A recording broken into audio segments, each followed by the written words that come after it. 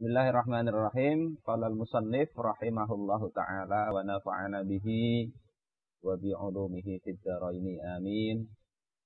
Al-haditsut tasi' was salatun. Hadis ke-39. An Ibni Abbas radhiyallahu anhuma anna Rasulullah sallallahu alaihi wasallam qala innallaha tajawaza li an ummati al-khata' wan nisyan wa mastukrihu alaih. Haditsun hasanun rawahu Ibnu Majah wal Baihaqi wa ghairuhuma. Ini hadis dari Ibnu Abbas radhiyallahu anhuma bahwasanya Rasulullah sallallahu alaihi wasallam mengatakan bahwasanya Allah itu telah memaafkan dari umatku al-khata', kesalahan-kesalahan, dan nisyan, lupa, wa mastukrihu alaih, dan apa-apa yang dia dipaksa untuk melakukannya. Hadisnya cukup pendek, cuma kalau kita bahas ini pembahasannya akan sangat panjang. Nah, insya Allah kita bahas pada poin-poin tertentu saja. Terkait dengan sanad, ini sekilas saja bahwasanya memang dari sisi sanad hadis ada yang mempermasalahkan. Tapi secara umum ini adalah hadis hasan. Itu intinya begitu.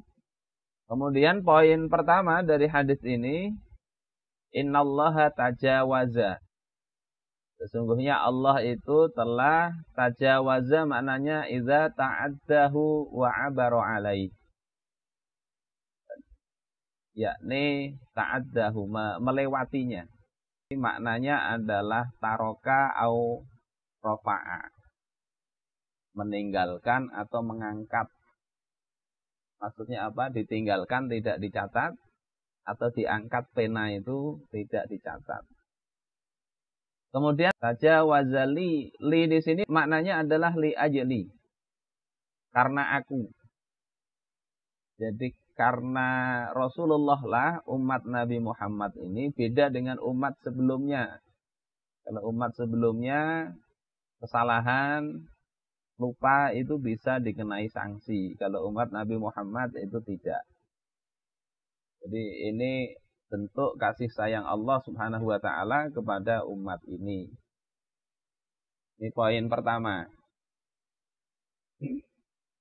Kemudian poin kedua yang kita bahas dalam hadis ini, apa yang diangkat atau dimaafkan? Yakni al-khata' wan nisyan. Maksudnya apa? Al-khata' di sini maksudnya adalah diddul amdi, lawan dari sengaja. Jadi khata' itu bisa artinya salah, bisa tersalah. Di sini diddul amdi artinya tidak sengaja. Apa yang dimaksud dengan tidak sengaja? Wa huwa ayyaqsida bi fi'lihi syai'an. Yakni maksud gak sengaja itu dia memaksudkan dengan perbuatannya itu mau melakukan sesuatu. Fayusadifu fi'luhu ghayra ma qasadahu. Dia tetapi kemudian mendapatkan dari apa yang dilakukannya itu sesuatu yang tidak dimaksudkan. Nah, makna al-khata' di sini la diddas shawab, bukan lawan dari benar. Ini al-khata'. Kemudian an-nisyan itu apa?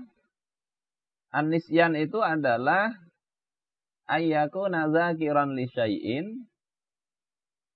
Dia itu mengingat sesuatu, fayansahu 'indal fi'li. Kemudian dia melupakannya ketika melakukan perbuatan. Itu nisyan, lupa. Jadi awalnya ingat. Kalau awalnya tidak ingat itu tidak bisa dikatakan lupa. Kalau saya lupa, nah, tidak ingat lagi hafalan Al-Quran. Memangnya pernah hafal? Oh enggak.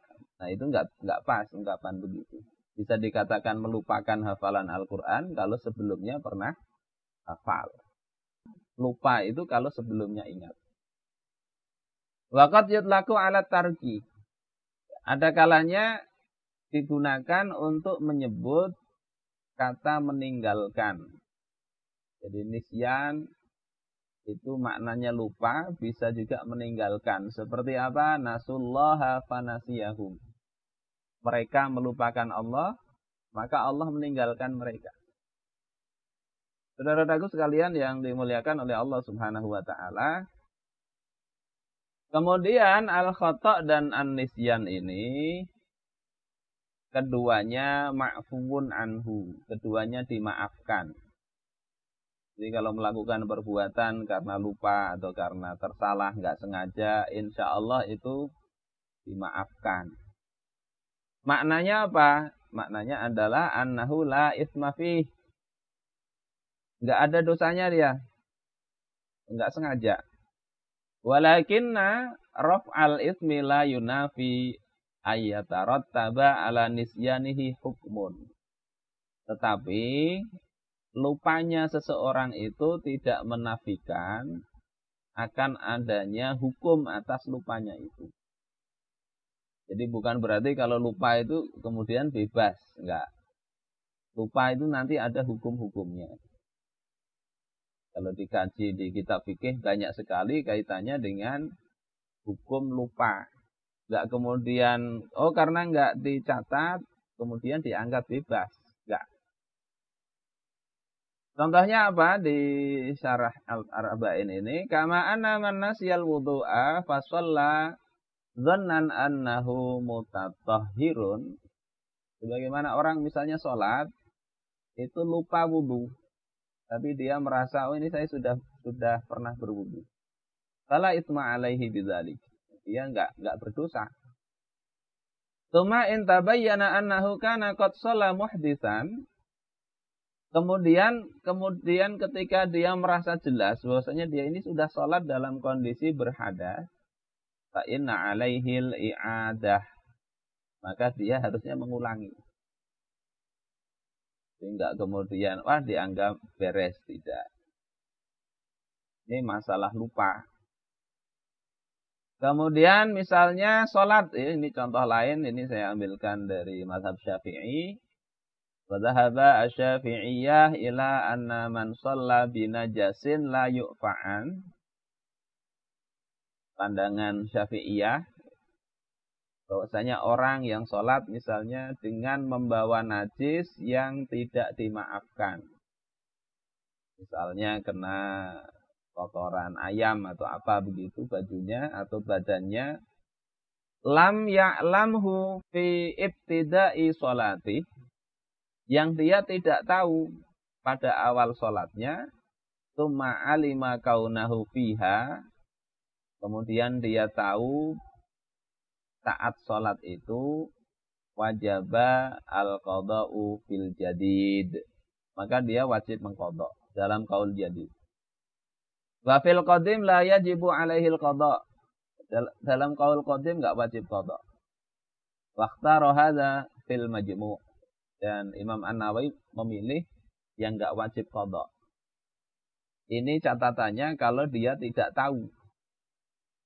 Misalnya sholat, setelah sholat kok ternyata bajunya ini ada kotoran ayamnya.